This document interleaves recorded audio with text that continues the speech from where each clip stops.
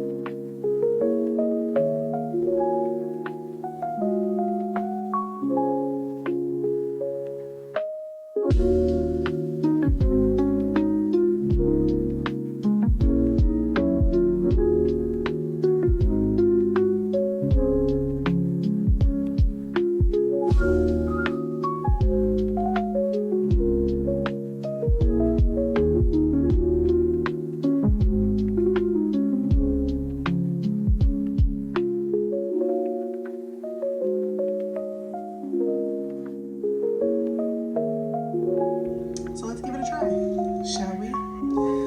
I'm gonna use a spoon because I want to be able to fit as much as I can in my mouth without it falling. These grits are so creamy, so delicious.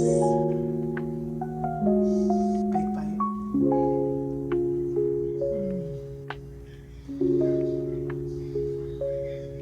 Okay, I've been waiting to dig into the shrimp. Now I could be dainty and break this up, but over here we do big bites, so I'm gonna big bite this. I'm nervous. I think it's the biggest bite I've taken so far, but I'm gonna try. Here we go. Big bite.